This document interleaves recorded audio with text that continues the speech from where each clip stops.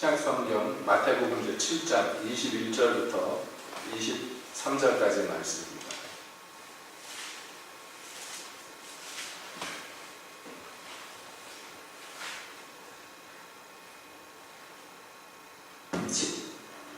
나더러 주여 주여 하는 자마다 천국에 다 들어갈 것이 아니요 다만 하늘에 계신 내 아버지의 뜻대로 행하는 자라야 들어가리라.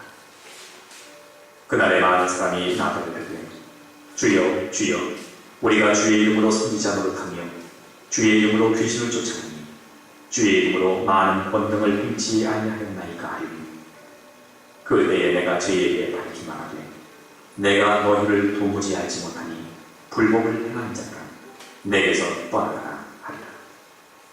아멘. 하나님, 이 시간 주님 말씀 듣기를 원합니다. 주님 오셔서 말씀하여 주시옵소서. 예수님의 이름으로 기도합니다. 아멘. 이 산상순에서의 오늘 읽은 7장 21절부터 23절의 본문은 지난 시간에도 우리가 함께 살펴보았습니다. 그런데 이 본문이 우리에게 주는 아주 중요한 교훈은요, 굉장히 무서운 경고라는 것입니다. 예수께서 지금 말씀하시는 것은요, 불신자들에게 하는 말씀이 아닙니다. 이 말씀은 예수님을 주라고 시인하는 사람들에게 하시는 그런 말씀이기 때문에 이것이 무서운 경고의 말씀이다. 이렇게 우리가 함께 살펴보았습니다.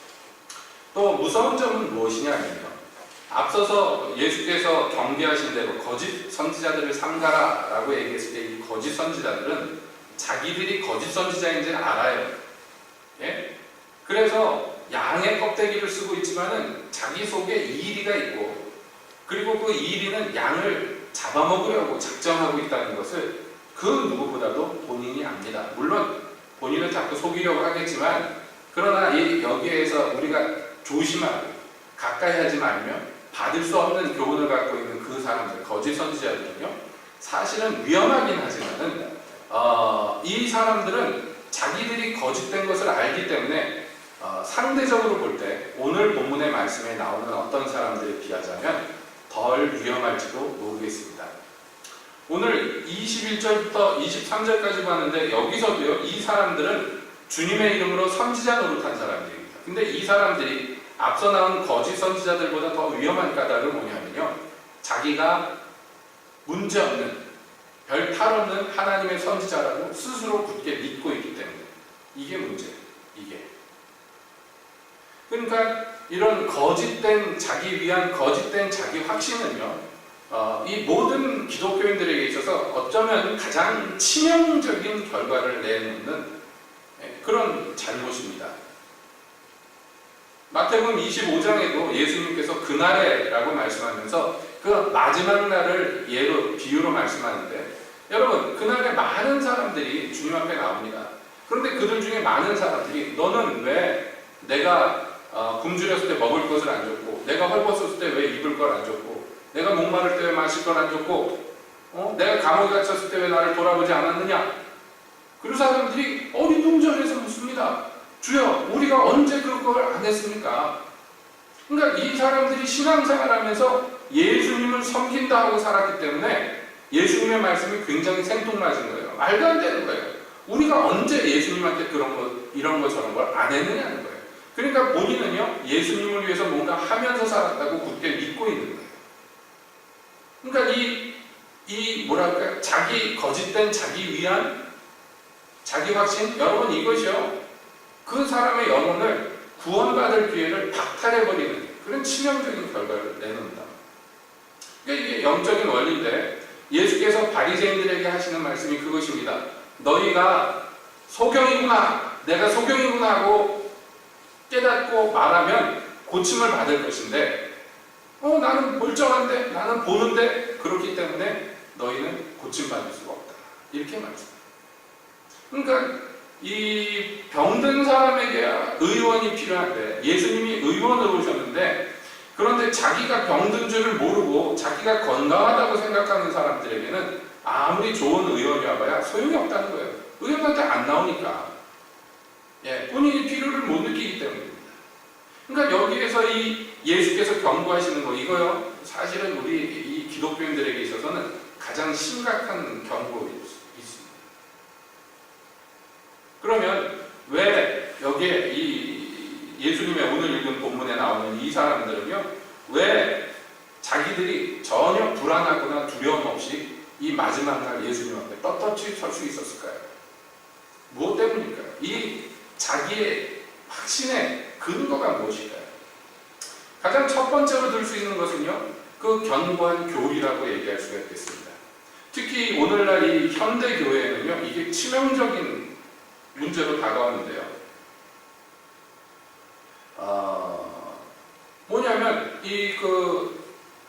오늘날 이 대부분의 정상적이고 건전한 교회들이 믿고 있는 구원에 대한 교리를 한번 생각해 봅시다. 우리가 가장 많이 이렇게 구원에 대해서 인용되는 말씀들을 생각해 보세요. 네? 구원에 대해서 얘기하면 여러분 제일 많이 인용되는 구절들이 뭡니까?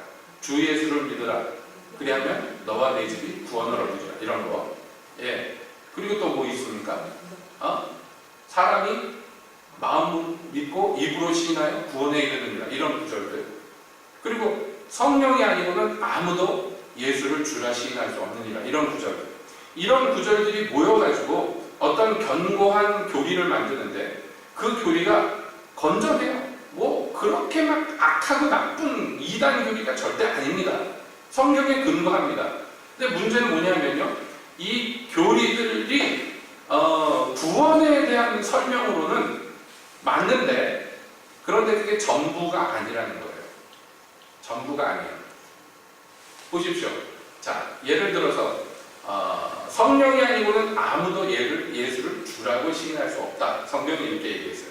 그건 다시 말하면 뭐냐면, 어떤 사람이 예수님을 주여라고 불렀으면 이건 성령이 하신 일이라는 거예요. 성령이 임하셔서 그 사람 안에 역사했기 때문에 예수님을 주라고 불렀다는 거예요. 그렇게 마음으로 믿고 입으로 예수님을 주라고 시인했기 때문에 이 사람은 구원받았다는 거예요. 이게 일반적으로 통용되는 오늘날 교회 안에서의 상식입니다. 그런데 예수님의 오늘 이 말씀은요, 그 상식을 무참히 부숴버립니다. 왜냐하면 여기에서 소개됐던 어떤 사람들은 예수님을요, 그냥 주여라고 부르는 게 아니라 주여라고 부르는 사람. 한 번 주여가 아니라 두 번을 불렀다는 건 뭐예요? 이 사람들이 시인하는 정도가 아니라 아주 확고부동하다는 거예요. 예수님을 주라고 시인하는 거에 있었던 거예요. 그런데도 불구하고 예수님은 이 사람들이 구원하고 상관없다고 얘기합니다. 그러면 이것은 성경이 자체 모순을 가진 것입니까? 아닙니다. 성경은요, 절대로 모순되지 않지요. 그럼 무슨 말씀인가 하면, 어떤 사람이 구원받아서 예수를 믿었어요. 그러면 이 사람은 당연히 예수님을 주님이라고 시인합니다. 맞죠? 이해가 되시죠? 어떤 사람이 성령의 역사로 말미암아 물과 성령으로 거듭나면 당연한 얘기지만 이 사람은 예수님을 주라고 시인해요.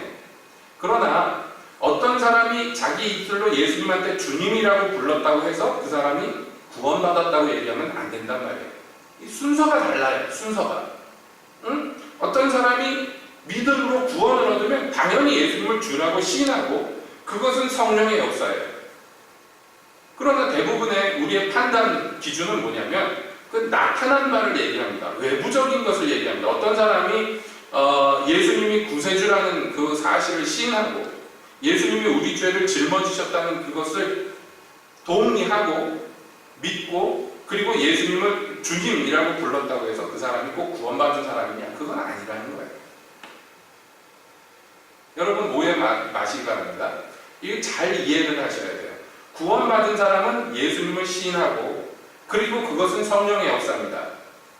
그러나 어떤 사람이 입으로 예수님을 주라고 불렀다고 해서 그 사람이 꼭 구원받은 그리스도인이냐? 그건 아니라는 거예요. 그러니까 이게 중요한데 사람들은 이것을 성경 구절을 역으로 적용해서 어떤 사람이 특히 나 같은 사람이 예수님을 주님이라고 불렀으니까 분명히 나는 구원받은 사람이야 라고 믿고 확신하고 그렇게 편안해진다. 더 이상 불안하고 두려운 게 없어진다.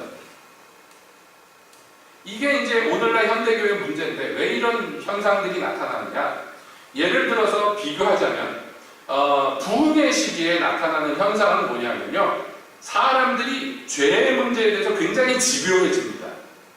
죄 문제에 있어서요. 아주 집요해지는 경향들이 나타나요. 이게 부흥 시기에 나타나는 일들이에요. 많은 사람들이 부흥 시기에 구원을 받습니다만은 그 구원을 많은 사람들이 받는 그 와중에 사람들에게 나타나는 특징은요, 자기 안에 있는 죄의 문제에 대해서 아주 꼬치꼬치 따져요. 아주 심각하게 대응합니다. 그래서 대부분 회개하는데 시간이 오래 걸려요. 자기 죄 문제가 해결받는 데 있어서 상당한 기간이 필요한 것을 종종 보게 됩니다. 이게 부흥 시기에 일어난 특징이에요. 어느 시기나 마찬가지인데. 그러니까 요한 웨슬리나 휘트필드 목사님이 주도했던 그 대각성 운동, 요나단 에드워드의 대각성 운동, 이런 거 일어났을 때 말이죠. 요나단 에드워드 목사님이 설교를 하는데 심각한 근시에 이분이 그 집에서 종이에다가 설교문을 작성해 하는데 그 내용이 지금도 그러니까 그대로 있어요. 그 설교문이 종이에다, 이분은 아주 유창한 설교가가 아니고 학자 스타일이기 때문에 종이에다가 빽빽하게 썼던 그 설교 원고가 그대로 지금까지도 전달되는 나올 때는 무슨 설교인지 압니다. 여러분도 궁금하시면 뭐 인터넷 같은 데도 있으니까 찾아보시기 바래요. 그 설교의 내용이 뭐냐면 죄인이 어떻게 심판받는가 그거예요. 구원받지 못한 죄인의 비참성이 어떠한가. 그건 우리가 다 아는 얘기예요. 그거를 한 손에 촛불을 들고 한 손에 그 원고를 들고 근시라서 바짝 붙이고서 읽어가는데 목소리도 크지 않은 분이 읽는데 사람들에게 성령이 역사하기 시작. 그 말이 그냥 매일 듣던 흔한 얘기인데 그게 그날 그 말씀이요, 사람들의 폐부를 찔러 쪼개기 시작. 사람들이 공포에 질려서 부르짖기 시작합니다. 어떤 사람들은 예배당 기둥을 품에 안고 안 떨어져요. 저 발밑에, 내 발밑에 지옥불이 타고 있는데 이걸 놓으면 떨어진다는 거예요. 공포에 질려서 울부짖기 시작합니다. 사람들이. 이 원고를 읽던 목사님이 읽다 말고 사람들에게 조용히 하라고, 내가 읽는 소리가 여러분 그렇게 떠들면 안 들리지 않냐고, 조용히 하라고. 사람들이 울다가 입을 막고 꺽꺽대는 거예요. 그러면 또 읽기 시작하면 또 막 울부짖기 시작하면 조용히 하라고. 뭐 이렇게 해가지고 어마어마한 붕이 시작됩니다. 그 사람들이 울부짖는데 아이고 그 마음을 그렇게 상하게 하지 마세요. 하나님이 여러분 충분히 구원하신다. 그렇게 울지 마세요. 이렇게 위로 같은 거 안 해요. 조용히 하라고. 조용히 하라고. 지금 진리가 선포되는데 왜 떠드냐고. 그러니까 이게 반응이 달라요. 대각성 운동 때 특징이 뭐냐면 어떤 사람이 구원받았다 그래도 교회에서 그 말 안 받아줘요. 그 시대의 특징이에요. 진짜인가? 이것을 심각하게 관찰하고 살핍니다. 어떤 사람이 회개했다고 그러는데 그렇다고 해서 바로 교인으로 안 받아줍니다. 그 교회 지도자들이 뭐였어요? 그 사람을 상당 기간 관찰해요. 여러분, 이게 오늘날 교회의 전통이 흔적들이 남아있는데 어떤 거냐면, 예를 들어서 우리 교회도 마찬가지로 이 장로교에서도 그러죠. 어떤 사람이 세례받겠다 그래서 바로 세례 안 줍니다. 세례받기 전에 기간을 두죠. 교리문답을 통과해야 되고, 그래가지고 그 다음에 뭐 6개월이나 1년 정도 기간을 두고 뭐 관찰하는 시간을 갖습니다. 그게 이 부흥의 여파, 그 전통이 나는 거예요. 어떤 사람이 회개하겠다 그러면 회개하고 구원받았다 스스로 얘기를 해도, 그리고 와서 예배를 드리고 그런 거는 허락하지만 교인으로는 안 받아주고 관찰하는, 진짜 회개에 합당한 열매를 지금 맺고 있습니다. 자기도 자기를 살펴보고 남들도 자기를 살펴봅니다. 교회 지도자들이 하는 중요한 일들 중에 하나가 그거였어요. 이 사람이 정말 구원받은 그리스도인이 맞는가? 이거를 철두철미하게 살핍니다. 본인은 뭐 말할 것도 없어요. 그러니까 부흥식에, 그 당시에 이제 부흥의 시기에 남아있던 기록들을 보면은 그런 거예요. 참 기쁩니다, 목사님. 우리 동네에도 구원의 부흥이 시작된 것 같습니다. 뭐 이런 편지들을 목사님들이 보낸 거, 그게 그대로 남아있어요. 우리 동네 사람들이 얼굴이 어두워서 땅만 쳐다보고 걸어 다닙니다. 얼마나 감사한지 모르겠어요. 뭐 이런 편지들이 막 그 목사님들한테 갑니다. 목사님이 이번에 집회하고 가신 다음에 우리 동네 청년들이 옷을 일부러 허름한 옷을 입고 다니며 얼굴이 어둡고 땅을 보고 다닙니다. 얼마나 감사하고 기쁜지 모릅니다. 목사님 다시 한번 와주세요. 뭐 이런 편지들을 보내요. 자기 그 즐겁게 인생 살던 청년들조차도 자기 죄 문제 때문에 고민하기 시작하고 그것을 얼굴에 그게 드러나고 몸짓으로 드러나고 그 우울하게 다니는데 위로하지 않아요. 목회자들 기뻐합니다. 드디어 이 심각하게 자기의 영혼의 부패성을 들여다보기 시작했구나. 그렇습니다. 여러분, 어떤 사람이 자기가 죄인이라는 것을 발견하고 그 해결되지 않는 죄성을 자기 안에 스스로 발견하면요, 희희망락 못합니다. 입에 밥도 안 들어가고요, 즐거운 게 없어요. 온몸이 아픕니다. 이게 정상입니다. 그러나 오늘날 현대교회에서 누가 교회에서 그런 거 갖고 고민하면요, 5사람 정도 또는 6사람 정도 달라붙어서 위로합니다. 고민을 길게 못하게 해줍니다. 혹시 고민하다가 마음에 상처받아가지고 교회 떠날까봐 전전긍긍합니다. 그래서 오늘날의 회개라는 것은 사실상 과거의 우리 믿음의 선조들하고 비교해보면요, 그냥 이 빠른 소리 지나가는 요식행위에 불과합니다. 자기의 부패성에 대해서 그렇게 심각하게 생각하지 않아요. 그리고 이상한 위로를 받습니다. 어디에서 비롯된 위로인지 모르지만 이상한 교리로 이상한 위로를 받습니다. 아이고 슬퍼하지 말라고, 당신 고백하지 않았냐고, 자기가 죄인이라고 이 죄를 용서해달라고 주님한테 얘기하지 않았냐고, 그러면 주께서 용서해 주셨다고, 이미 다 용서해 주셨다고. 그 기도 따라하지 않았냐고, 과거의 죄, 현재의 죄, 미래의 죄 용서해달라고 주지 않았냐고, 알고 지은 죄, 모르고 지은 죄 다 용서해달라고 그러지 않았냐고. 그럽니다. 그래가지고 그냥 후딱 넘어가요. 지나가 버립니다. 그렇다고 해서 그 사람들이 자꾸 구원 못 받았다고 그렇게 얘기할 수는 없어요. 하나님은 은혜로 역사하시기 때문입니다. 그런데 그 다음부터 문제가 심각해지는데, 이 들어가는 입구에 좁은 문으로 들어가야 되는데 사람들이 막 이 좁은 문을 개조를 해서 넓은 문을 만들어버려요. 부담 없이 들어가게. 그 들어가는데 길이 좁은 길이야. 좁은 문도 아니고 편안한 문으로 들어가는데 좁은 길은 다닐 수 있겠습니까? 무슨 얘기냐면, 이 회개라는 것을 제대로 안 하고 그 문으로 들어갔기 때문에 그 다음에 걸리적거리는 것들을, 그거를 어떻게든지 장애물을 치워주려고 합니다. 사람들이 다니기 편하게 하려고. 성경은 그렇게 얘기하지 않는데, 여러분, 성경은 뭐라고 얘기합니까? 너희 스스로 속지 마라.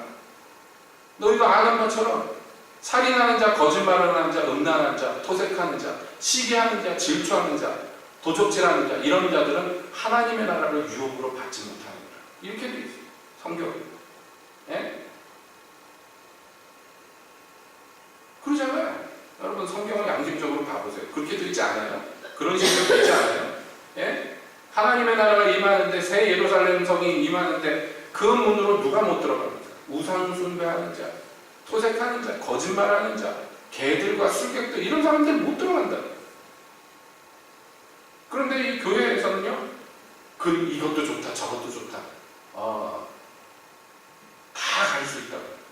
티켓 따지 않았냐? 이 열차에만, 구원 열차에만 올라가면 그저 그 안에서 무슨 게임판을 치든지 간에 상관없이 당신은 구원 열차에 올라탔으니까 이제 천국으로 저절로 갈 수 있다고 막 이렇게 구라를 치고 사기를 치고, 그래서 사람들을 위로를 줍니다.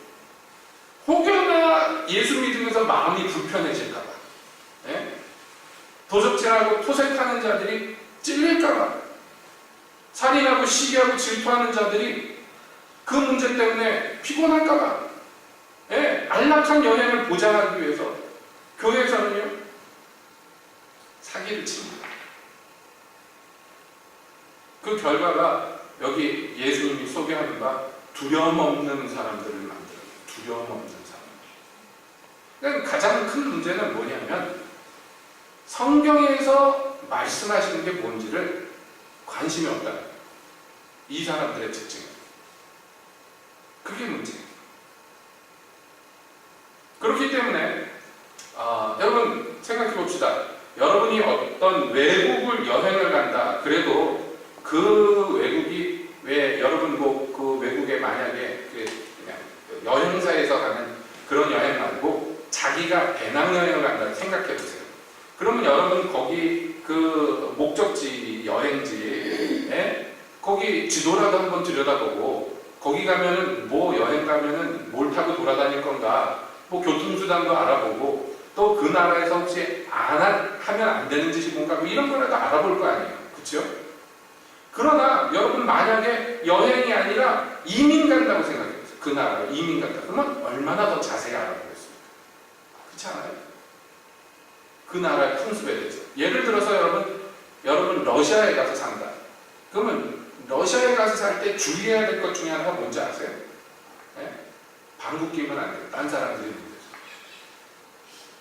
여러분 우리는 웃지만 그 사람들 심각해. 누가 모여있는데 누가 뿡 방귀 낀다? 그러면 아주 그냥 잡아 죽입니다. 사회적으로 하죠. 금기예요. 금기. 네? 아랍 지역에 갔어. 여러분 손님 대접을 받았어. 밥을 막 맛있게 음식 대접 먹었어. 밥 먹고 나서 가만히 있으면 안 돼요. 아랍 지역에 가면. 뭐 해야 됩니까, 여러분? 트름해야 돼요. 그게 대접받은 사람의 의무예요. 이렇게 배 터지게 당신이 나를 후하게 대접했습니다. 그래서 트름을 해야 돼요. 안 나오는 트름이라도 어떻게든지 아랫배 힘을 줘가지고 꺽 소리를 내줘야지. 그게 예의.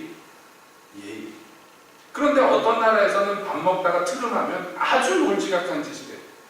여러분 뭐 이건 그 나라 법은 아니지만 그 나라의 풍습이라든지 이런 거에 관심 있게 보지 않겠어요? 여러분이 만약에 거기 가서 이민 가서 계속 살 거라는 말이죠. 그렇겠죠? 여러분들이 만약에 선교사로 지명해가지고 무슬림 지역으로 선교사로 지원해서 갔다. 그러면 여러분 주의할 게 있겠어요? 없겠어요? 많지요. 하다못해 중동지방에 그 노동자로 갔던 많은 분들이 가기 전에 외무부에 가가지고 외교부에서 교육합니다. 중동지방에 일하러 가는 사람들한테 왜 교육합니까? 사고 칠까봐. 거기 가서 어디서 술 처먹지 마라. 아주 죽는 거야. 거기서 술 먹다 걸리면. 이런 거 하잖아요. 여자들 지나간다고 쳐다보지 마라. 아주 눈알이 그냥 뽑힐지도 몰라. 그리고 협박이라도 하고 막 겁이라도 줘가지고 못하게 하잖아요. 그러면 모르고 갔다가 사고 치면 안 되잖아요. 제 말씀이 뭔지 알겠습니까? 여러분 우리가 예수님 믿는다는 건 우리가 나라가 바뀐 거예요. 국민이 우리가 바뀌어버렸어요. 국적이. 예. 그러면 내가 소속된 나라에서 통용되는 법의 문제에 대해서는 관심을 최소한 가져줘야 될 거 아니에요. 그것도 1, 2년 살 것도 아니고 갔다가 금방 올 것도 아니고 영원히 살라는 거예요. 그렇죠? 그 나라에는 게다가 왕이 계셔서 그 임금님이 법을 만들고 그 임금님이 법을 공포해놨는데 관심이 없어. 그러면 어떻게 하겠어요? 못 사는 거예요. 그 나라에. 그 나라에 절대 들어갈 때 하면 안 되는 짓들이 있는데 관심이 있으면 그걸 살펴봐야 되는데 여기 오늘 본문에서 소개하시는 예수님이 소개하는 이 사람들은 관심이 없어요. 거기에 대해서. 뭐에만 관심이 있냐면 나에게만 관심이 있어요. 내가 무엇을 했느냐? 내가 누구이냐? 내가 무엇을 믿느냐? 여기에만 관심이 있어요. 그러니까 믿음의 모든 근간이 나예요. 그래서 문제예요. 믿음의 확신이 있고 구원의 확신이 있고 그래서 전혀 두려움이 없고 요동하지 않는 굳센 믿음을 가졌는데 문제는 그 믿음의 기초가 그 나라의 법에 기초하지 않고 그 나라 왕의 뜻에 기초하지 않고 제 나라, 옛나라의 법에 기초한다면 여러분 이거 어떻게 해요? 그 나라에 못 들어간다는 거예요. 그러니까 이 말씀은 괜한 경고가 아닙니다. 이것은 그리스도인들이요 철저히 깨달아야 돼요. 게다가 이 사람들이 이런 어떤 그 마음의 위안을 스스로 품게 하는 그런 어떤 습성들이 있는데 그 중에 하나는 뭐냐면요. 플러스 마이너스예요. 플러스 마이너스에서 균형을 맞춥니다. 그러니까 내가 무슨 나쁜 짓을 했어. 근데 스스로 생각할 때 이건 분명히 예수님 앞에서 내가 뭔가 잘못을 저지른 하나님 앞에서 예, 그런데 어떻게 하느냐? 정상적이라면 그 문제를 들고 예수님께 나가서 해결을 받지요. 그래야 되는데 이 사람들이 흔히 선택하는 방식은 뭐냐면 잘못한 것만큼 좋은 짓을 하는 거예요. 그러면 어떻게 되겠습니까? 이게 피차 상쇄가 돼서 마이너스한 만큼 딴 데서 플러스를 채우면 플러스 마이너스 제로가 되면 괜찮다고 믿어요. 이런 방식들이 뭐냐면 이런 겁니다. 사울이 왕이 되었어요. 나쁜 짓을 많이 했어요. 그래가지고 선지자한테 야단도 많이 맞고 자기가 생각해도 하나님 앞에 뭔가 나쁜 짓을 많이 한 것 같아요. 그러면 어떻게 해야 돼요? 이런 경우에 여러분 다윗이 왕이 되어서 나쁜 짓을 하다 걸렸어. 그러면 어떻게 하든가요? 다윗은 하나님 앞에 나가서 엎어져서 회개합니다. 예, 하나님께 범죄했으니까 하나님 앞에 가서 해결을 봐야죠. 이게 정상적인 방식인데 사울은요 자기가 뭔가 캥기는 짓을 했는데 이거 해결책을 어떻게 찾냐면 기브온 사람들을 죽여요. 그러니까 기브온 사람들은 이방인이고 그런데 이 사람들은 죽이면 안 돼. 왜냐하면 안 죽이기로 하나님 앞에 이스라엘이 맹세한 이방인 족속. 그런데 사울은요 열심을 내서 기브온 사람들을 죽였어요. 왜냐하면 그렇게 하면 자기가 잘못한 것을 상쇄받을 수 있다고 생각했어요. 그런데 결국에는 어떻게 됐습니까? 나중에 다윗이 왕이 되었는데요. 흉년이 일어나요. 그 이유를 모르겠어요. 왜 이렇게 흉년이 되는지. 하나님한테 여쭤보니까 사울이 흘린 피값 때문이라고 얘기했죠. 하나님이 그거 가만히 안 놔두시죠. 사울이 한 짓을 그래 잘했다. 네가 이방 죄인들을 죽였으니까 네가 잘못한 거 내가 봐주마. 그러지 않으신다는 거예요. 하나님. 그것조차도 사울은 이미 죽어버렸는데도 불구하고 그 피값이 이스라엘에게 돌아와서 가뭄이 들고 흉년이 들어요. 그래서 어떻게 하느냐? 결국에는 다윗이 기브온 사람들을 불러다가 어떻게 해줬으면 좋겠느냐? 어떻게 피해를 보상했으면 좋겠느냐? 그랬더니 사울의 아들 7을 내놓으시오. 그래서 7을 내놔가지고 목매다가 죽여버려요. 그러니까 이런 종류의 사람들의 특징이에요. 그러니까 야곱이 있는데 에서는 지 맘대로 하고 살잖아요. 그 에서가 이방 여자하고 결혼을 했어요. 그래가지고 그 부모가 야곱을요 외삼촌 사는 지역으로 보내서 야 너 이방 여자랑 결혼하면 안 되니까 우리 종족에 가서 아내감을 구해와라 보냈어요. 에서가 보니까 자기가 멋대로 결혼한 게 부모 마음에 안 든다는 걸 깨달았거든요. 그럼 어떻게 해야 돼? 부모님한테 가서 아유 제가 잘못했습니다. 뭐 이렇게 나와야 되는데 에서가 선택한 건 뭐냐면요. 그럼 나도 우리 피가 섞인 사람을 데려오면 되지 않냐. 그래서 후처로 이스마엘의 자손 중에 하나 여자를 취하여 아내를 삼습니다. 그럼 이제 됐죠? 엄마 보세요. 내가 이방 여자 아내로 삼았지만 여기 우리 혈족 피가 좀 섞인 이스마엘 우리랑 친척 아니에요. 데려왔으니까 이제 됐죠? 마이너스 된 거 플러스 채웠으니까 이제 됐죠? 이러고 나온다며 에서는. 그러니까 뭔가 이 사고방식에 문제가 있죠? 여러분 애초에 잘못된 것을 고치려고 하는 게 아니라 잘못된 것은 그냥 잘못된 대로 그냥 내가 그냥 계속 그렇게 살 거고 그거를 채울 만한 다른 어떤 내 생각에 괜찮은 일로 그거를 메꾸면 된다고 생각해요. 그러니까 하나님께 나가서 해결받는 것은 캥기니까 그 대신에 내가 할 수 있는 것으로 하나님 마음에 드는 짓을 한다고 스스로 생각하고 그러면 하나님께서 이걸로 속된 말로 퉁쳐주실 거라고 생각합니다. 그래서 보세요. 이 사람들이 뭘 얘기합니까? 주여, 주여 우리가 주의 이름으로 선지자입니다. 내가 주의 이름으로 이적을 해요. 내가 주의 이름으로 권능을 해요. 귀신을 쫓았습니다. 그러니까 이 사람들이 내놓는 건 뭐냐면요. 내가 무엇을 했습니다. 칭찬해 주세요. 이런 착한 짓을 했습니다. 내가 비록 문제가 있지만 이런 착한 짓으로 상쇄해 주세요. 라고 얘기합니다. 여러분 잘 들으세요. 이건 나랑 상관없는 얘기야 라고 생각하지 마세요. 제 자신 안에도 이런 성향이 있고 제가 신앙생활을 보면서 본 대부분의 성도들에게 이런 성향이 있어요. 우리 인간 기본 성향이에요. 이게 근본 성향이에요. 이게 뭔가 이런 게 있어요. 공을 세워서 과를 메꾸려고 하는 이런 자세가 있어요. 그러나 믿음의 사람들의 특징은 그렇게 하지 않습니다. 그렇게 하지 않아요. 공은 공이고 잘못한 거 있으면 하나님 앞에 들고 나가서 해결받고 용서받고 그렇게 하려고 그러죠. 네? 공을 세워도 그거 갖고 자랑 안 합니다. 이거 하나님이 나에게 은혜 주셔서 하는 겁니다. 내가 한 거 아닙니다. 이게 정상적인 모습인데 여기 비정상적인 사람들은요, 자기 공로만 기억합니다. 자기가 괜찮게 하는 것들만 생각합니다. 이런 사람들의 특징이 뭐냐면 신앙생활을 하는데 굉장히 열심히 뭔가를 한다는 거예요. 뭔가를.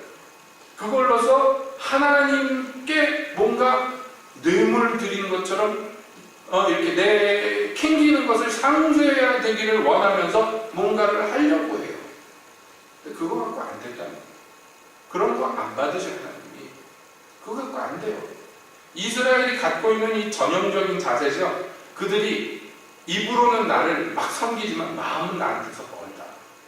그러니까 하나님은 마음 가지고 나왔으면 좋겠는데 얘네들이 마음은 안 드리면서 향품이나 재물이나 막 이런 건 열심히 드려요. 왜냐하면 마음은 절대 못 드려. 하나님께 마음을 드리면 그 다음부터 내 마음대로 못 산다는 걸 본능적으로 알아요.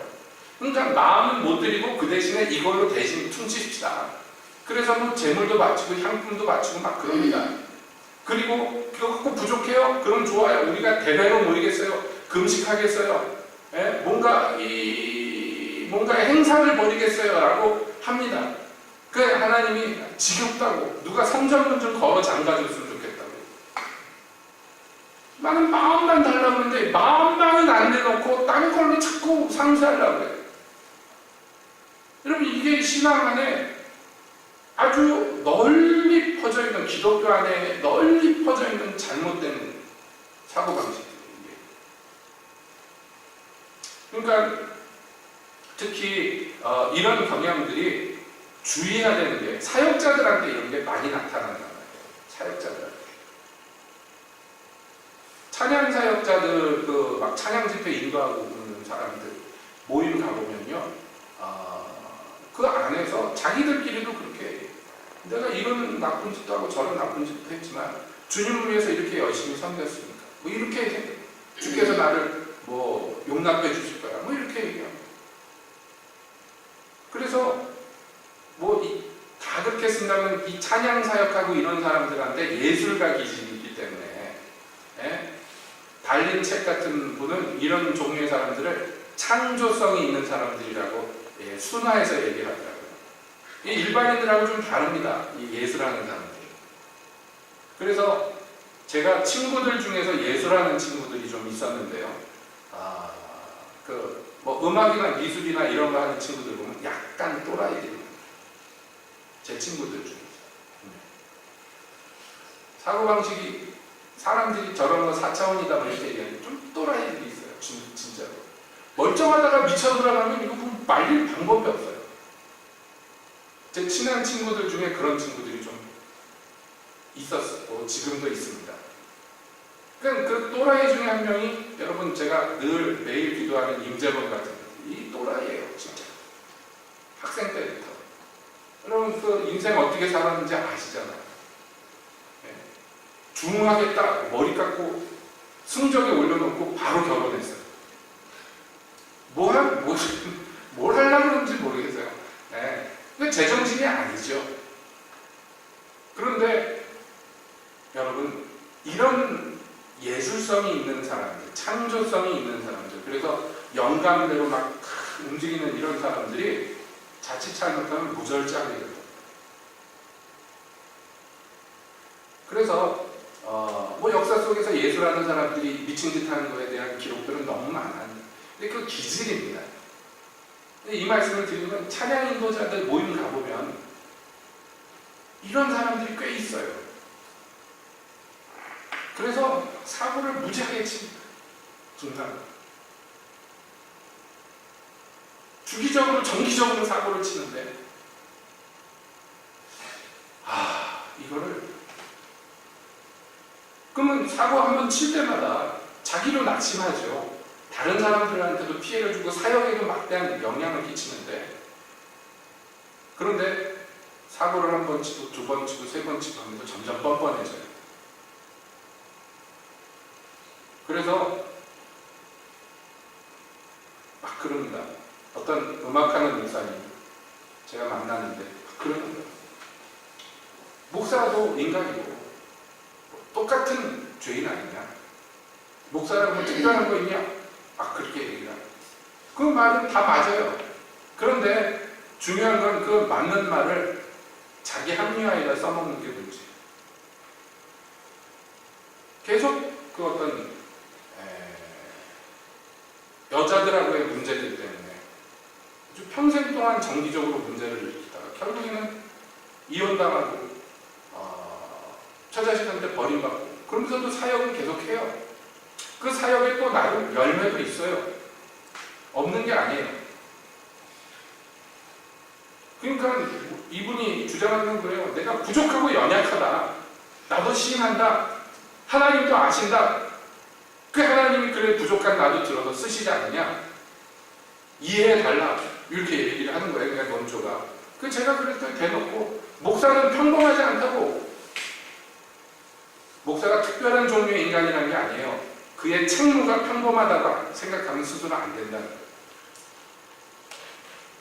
남들보다 더 책임감 있고 남들보다 더 무겁게 짐져야 되는 거예요. 제가 대놓고 반대하니까 굉장히 당황했어요. 대부분 사람들이 동의하거든요. 그 무리들 속에서는 다 그게 동의하거든요. 내가 하나님한테 정말 이 찬양 사역자로 사용되지만 도저히 술이 안 끊어져요. 이런 사람들. 찬양 집회 다 끝나고 나서 회식 가가지고 술 막 먹고 고주망태 되는 사람들 있어요. 전부 그렇지 않습니다, 여러분. 전 색안경끼 크고 보시면 그런 사람들이 있어요. 그래요. 연약하지만 하나님이 쓰십니다. 그건 감사합니다. 그렇다고 해서 연약한 상태로 계속 있는 게 정상이라고 얘기합니다. 그러니까 내가 뭔가 사고를 치지만 하나님께 찬양으로 예배인도로 영광 돌리고 사람들을 구원하는 데 사용받으니까 이 플러스 마이너스 해가지고 제로가 되지 않느냐. 이렇게 스스로 위안을 삼으면 안 된다. 그러니까 여러분들 안에 혹시라도 이러한 생각이 조금이라도 있다면 여러분 이것은 바리새인의 누룩이 들어가요.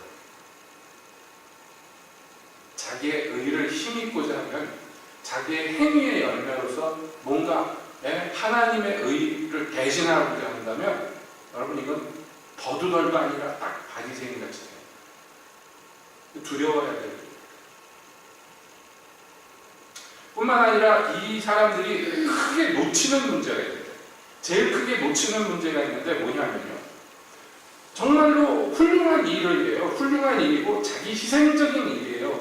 그런데 그 일을 하다가 문제가 생길 수 있다는 것을 놓친 거예요.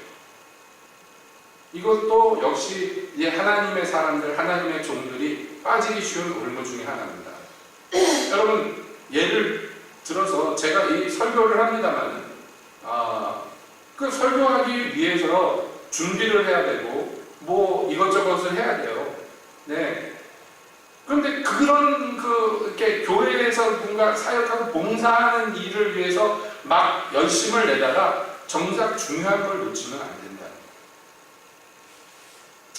과거에 영국이 전 세계의 그 해상무역을 다 주도할 때, 그러니까 라이벌이 없었죠. 대영 제국 때, 대영 제국이 이제 영국이 그렇게 강대국이 되기 전에 전 세계 무역을 뭐 스페인이나 포르투갈이 대부분 담당했는데 후발주자인 영국이 나와가지고 그 스페인 무적 함대를 다 무찔러버리고 이제 온전히 다 국제 무역을 그냥 자기네들이 지네들 마음대로 할 때 그 무역할 때 제일 주요 상품 중에 하나가 뭐였냐면요.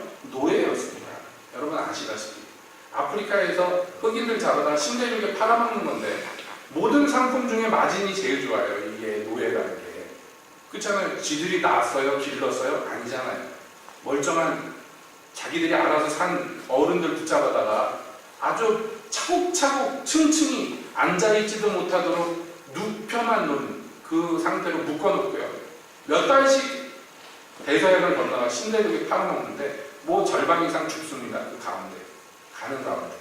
그거 다 계산해서 실어요. 얼마나 차곡차곡 싣는지 몰라요. 그 기록들이 지금 그대로 남아있습니다. 사람을 얼마나 통조림 씹듯이 차곡차곡 씹어서 가는가. 그런데 그걸로 영국이 엄청난 부를 막 박박 긁어오고 있을 때 영국의 기독교인들이 일어나서요. 그걸 반대하기 시작했어요. 그것을 주도했던 사람이 윌리엄 월버포스라는 영국 국회의원입니다. 이분이 지금까지도 그 이름이 남아있는 아주 훌륭한 분이에요.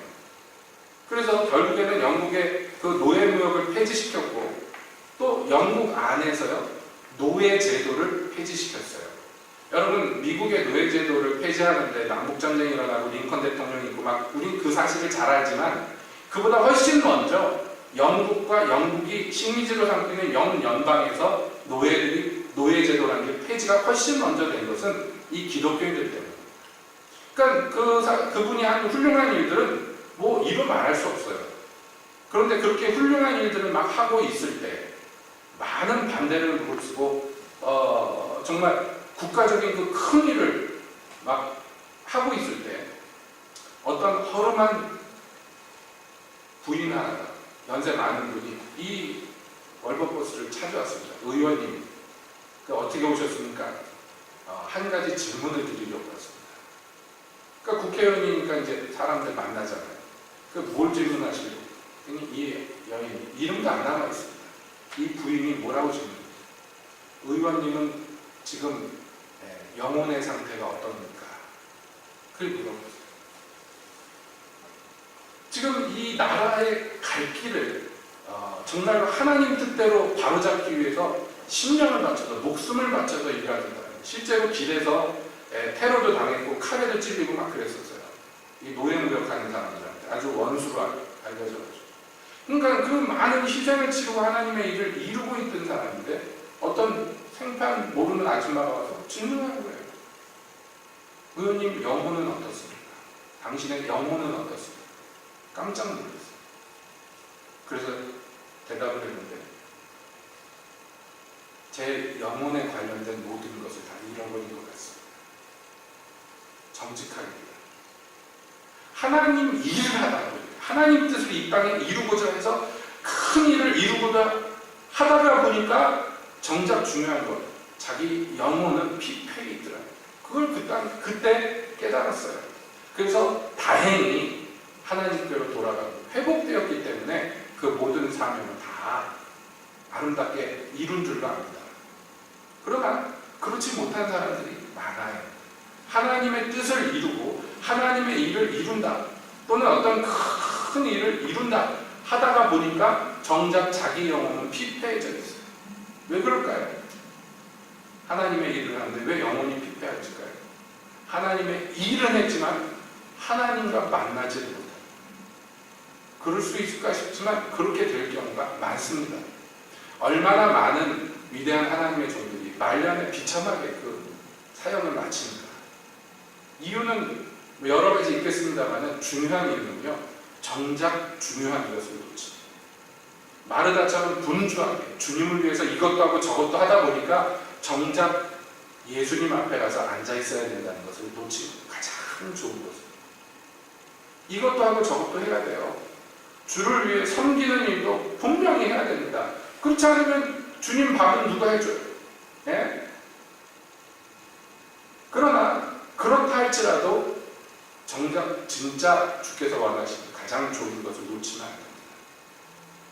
예수님이 마르다에게 말씀하잖아요. 마르다야, 마르다야. 내가 여러 일로 마음이 분주하거든요. 마리아는 가장 좋은 것을 선택했습니다. 아무도 그에게서 빼앗을 수 없습니다. 하나님을 위해서 열심히 살았는데 하나님하고 멀어져 버렸어요. 그러면 이게 얼마나 비극적이에요. 에베소 교회처럼 말이죠. 사랑을 잃어버렸어요. 주님과 사랑하는 관계가 깨져버렸어요. 그러니까 여기 오늘 읽은 본문에 이 사람들이 그렇잖아요. 내가 주의 이름으로 주를 위해서 이것도 하고 저것도 했는데, 근데 예수님은요, 나는 너랑 모르는 사이다. 너랑 나랑은 모르는 사이다. 진짜 중요한 것은, 진짜 먼저 우리가 챙겨야 될 문제는 이거예요. 예수님하고 나하고 아는 사이인가? 예수님하고 나하고 사랑하는 관계인가? 예수님이 사랑이 변할 리는 없으니까 문제는 나한테 있는 거죠. 나에게 있는 것입니다. 여기 예수님께서 말씀하는 이 마지막 때 이 사람들은 정작 중요한 것에 관심이 없었어요. 여러분, 오늘날에도 이런 분들 많이 봐요. 제 주변에도 꽤 있습니다. 하나님께 나아가는 건 안 하는데 하나님을 위한 일은 굉장히 열심히 해요. 목숨 걸고. 여러분도 어떤 분 한 분은 아실 거예요. 아마 전국에서 제일 열심히 하나님 일을 하는 목사님 중에 한 분. 네? 얼마나 열심히.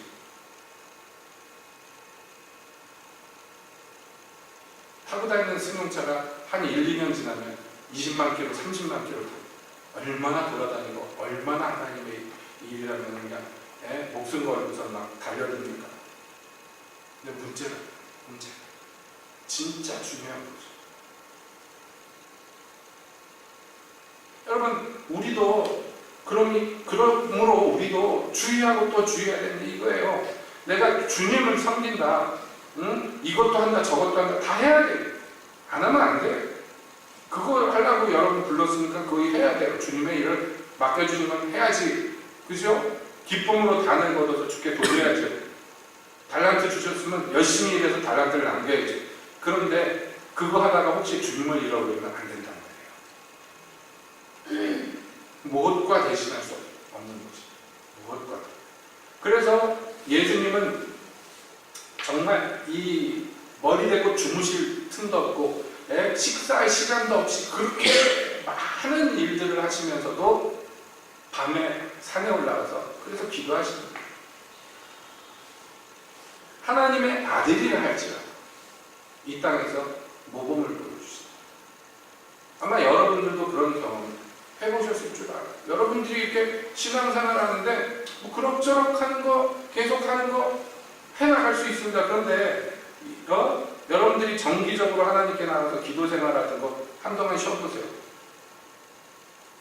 사는 데는 불편함이 없는데 다시 주님께 나가기 힘듭니다. 왜냐하면 이건 기계적인 문제가 아니라 인격과 인격이 만나는 관계의 문제입니다.